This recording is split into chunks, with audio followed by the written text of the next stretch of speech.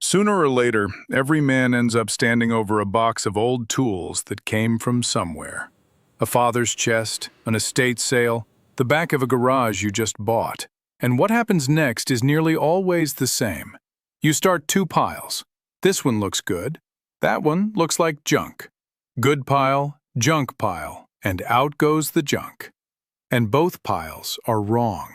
The good pile has tools in it that are dangerous, not worn, dangerous, the kind that can put steel in your eye, and they look fine sitting there because the damage is on a part nobody looks at. And the junk pile is worse, because the junk pile is where most folks throw genuinely excellent old tools, whose only trouble is that they are dirty and orange. A tool covered in rust looks finished. Very often it is the soundest thing in the box. So the whole business of judging old tools comes down to knowing that there are three piles, not two. Keep, repair, and retire. And the 7 checks I am going to give you today will put any hand tool into one of those three in about a minute, without guessing and without sentiment. I am not going to teach you to restore anything today. I am going to teach you to judge. That is the rarer skill, and it is the one that comes first. One line of business, and then I will not bring it up again. I have written all of this down plain in a book called The House That Keeps Itself. It is over at jonasoldways.com.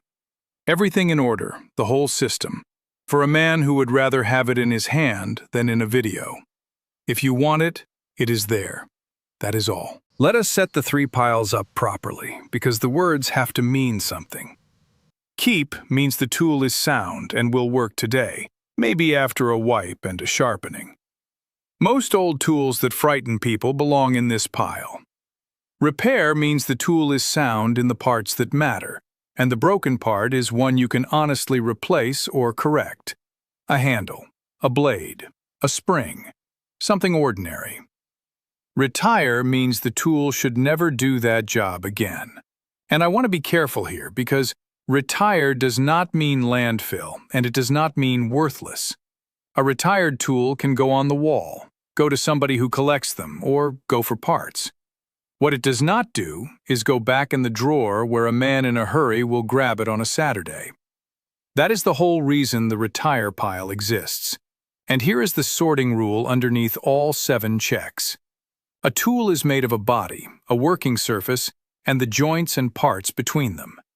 Damage to the working surface is usually repairable, because that is the part that was always meant to be consumed. Damage to the body is usually not, because that is the part that was meant to last forever and was never designed to be fixed. Everything from here follows that line. If that is a useful way to think about it, a like and a subscribe are welcome, and there is one old skill here every week. The first check is the fastest, and it is a straight kill. Look at the body of the tool for a crack. Wipe the metal enough to see it, and look at the parts that carry the load. On a hammer, the head and the eye where the handle goes through. On a wrench, the ring or the jaw, and where the jaw meets the handle. On a vise, the fixed jaw and the base casting. On a plane, the sole and the sides of the casting. On anything wooden, the shaft, and especially the last few inches before the head. A crack in the working body of a tool is a retire, not a maybe. And here is why I will not soften it. A great many of these old bodies are cast iron or malleable cast, and cast does not bend before it goes. It holds, and then it lets go all at once, usually at the exact moment you are pulling hardest on it, with your face over the work. Steel gives you a warning. Cast does not. Now, folks will tell you a crack can be welded. Some can, by somebody who knows the metal and can heat treat it afterward. That is not a Saturday job in a home garage, and I am not going to send you into it. If a crack is in the load-carrying body of a hand tool, the honest answer for the likes of you and me is retire. One kind word here. A hairline in the paint, or a chip out of the Japanning on an old plane, is not a crack in the casting. Cosmetic damage is not structural damage. Look for a line that goes through metal, not through finish. Second, ask whether the tool is still the shape it was made to be. Take it to a flat surface and to the light. A saw plate should be straight. Sight down it like a rifle barrel. A gentle bow can often be worked out. A hard kink, a fold, a place where the steel has been bent double and creased. That plate will never track straight again, and it is a retire. A wrench jaw should be square to itself. If it has been sprung open so the mouth is wider at the tip than at the throat, that wrench is going to round off the next nut you put it on and then slip. And slipping wrenches are how knuckles get opened. Retire. A square should be square. This is the one that stings, because a good old tri-square is a beautiful thing, and folks assume it is right forever. Set it against a known straight edge, mark a line, flip it over, mark again. If the two lines do not lie on top of each other, that square is lying to you, and every piece of work you do with it will carry the lie. Some can be trued. If it cannot, retire it, and do not leave it in the drawer to be picked up by mistake. And a plain sole should be flat, but this one is usually a repair rather than a retire, because a sole can be flattened. Geometry that can be corrected is a repair. Geometry that has been folded or twisted past return is a retire. Third, look at the part that actually does the work. The edge, the face, the teeth, the jaws. Most of what you find here is a repair, and that is good news because the working surface was always meant to be worn away and brought back. A dull chisel is a keep. A rusty plane iron is a keep. A saw that will not cut is usually a repair. But there is one thing on a working surface that is a retire, and it is the most common, dangerous defect in every old toolbox in this country, and near enough, nobody knows it. Look at the struck end of any chisel, any punch, any cold chisel, any drift, the end you hit with a hammer. If that end has spread out into a wide, flattened lip, curled over like the head of a mushroom, that tool is not just ugly, it is loaded. The metal in that lip has been beaten out past what it can hold, and it is work-hardened and brittle, and pieces of it can break off and fly at the speed of a hammer blow. That is a genuine eye injury sitting in a drawer. Now that one has an honest fork in the road.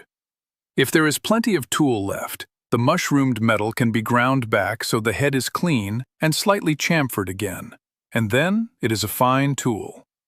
That is a repair, and a good one. But it is a repair that has to happen before it is used again, not sometime. Until it does, that tool belongs in the retire pile. And the same eye goes on a hammer face. If the striking face of a hammer is chipped or mushroomed at the rim, chips can fly off it.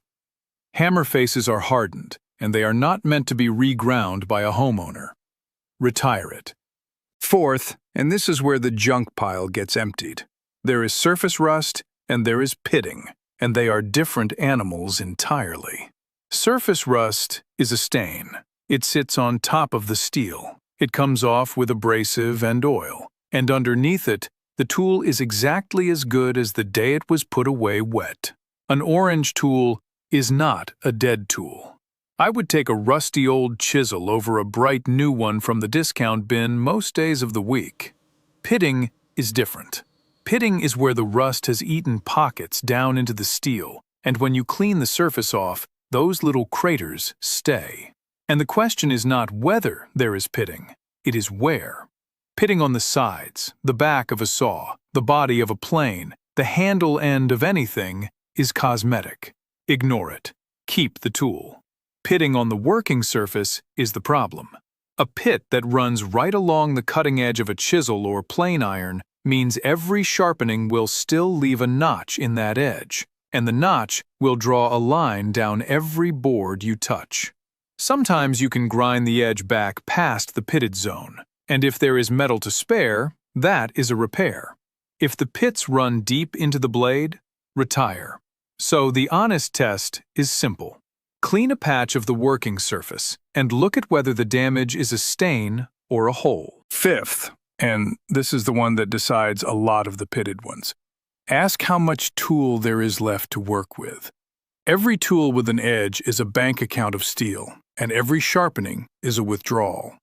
A chisel that has been ground back over 80 years until the blade is a stub near the socket has almost nothing left to give. A plane iron worn down until the slot no longer reaches the adjuster is finished. A file whose teeth have gone smooth and shiny cannot be brought back at home. A saw filed so many times that the teeth are shallow and the plate has gone narrow is at the end of it. None of those are broken. They just spent everything they had, which is exactly what a good tool is supposed to do. That is an honorable retire, and it is the one I feel best about, because that tool did all of its work.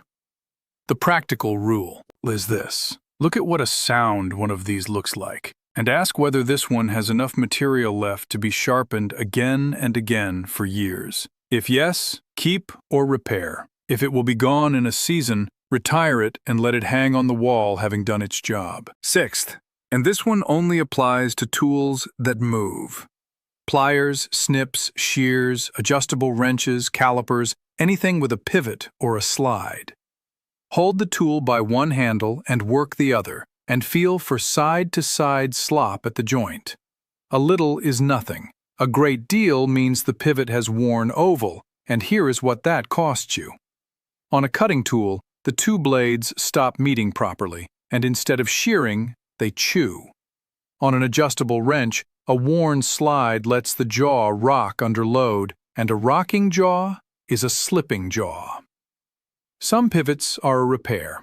A riveted joint can sometimes be tightened, a bolted one can be taken up. That is worth trying on a good tool. But if the hole itself has worn into an oval, you cannot put metal back with a hammer, and on a cutting tool that no longer meets, the honest answer is retire. And a plain word about the market here.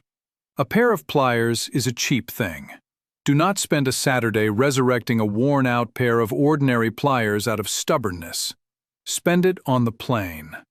And seventh, last, ask what the broken part actually is.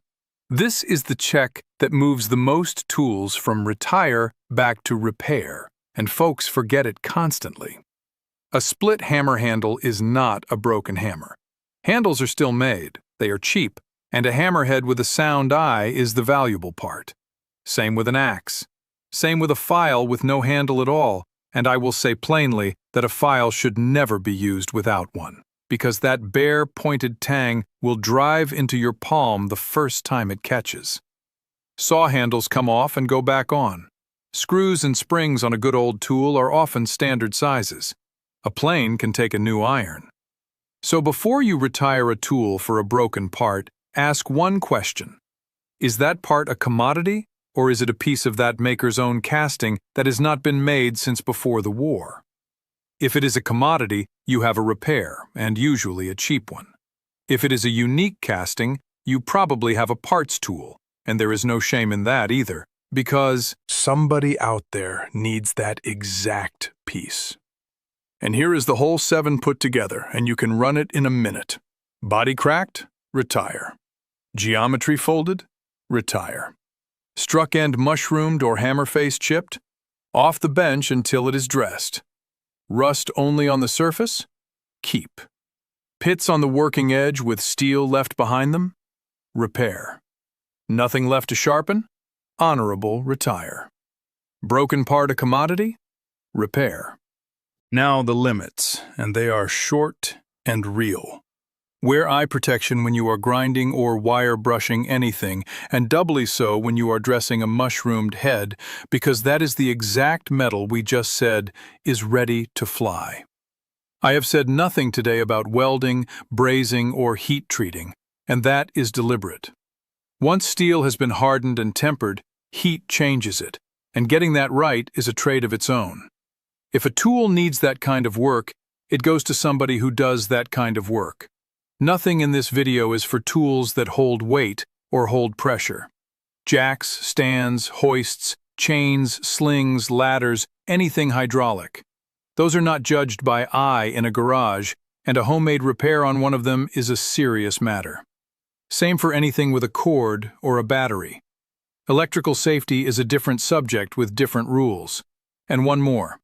If you are looking at a tool you do not recognize, an old machinist's piece or something out of a trade you have never worked, do not guess at what is normal wear and what is damage. Ask somebody who used that trade. There are men who will happily tell you. I want to end on the pile nobody likes. There is a particular kind of guilt that comes with old tools, and it is strongest with the ones that came from a man you loved. It feels like throwing away the tool is throwing away the person. So the broken chisel with the mushroomed head and the hammer with the cracked eye stay in the drawer for another 20 years, and every so often somebody in the family picks one up to do a quick job with it. Hear me plainly. Keeping a dangerous tool in the working drawer is not honoring anybody. If that tool hurts your son-in-law next spring, it will not be a memorial to your father. It will be the thing that hurt your son-in-law. Honoring a tool is hanging it on the wall where it can be seen, or handing it to somebody who wants the parts, or simply saying out loud that it did all its work and it is finished.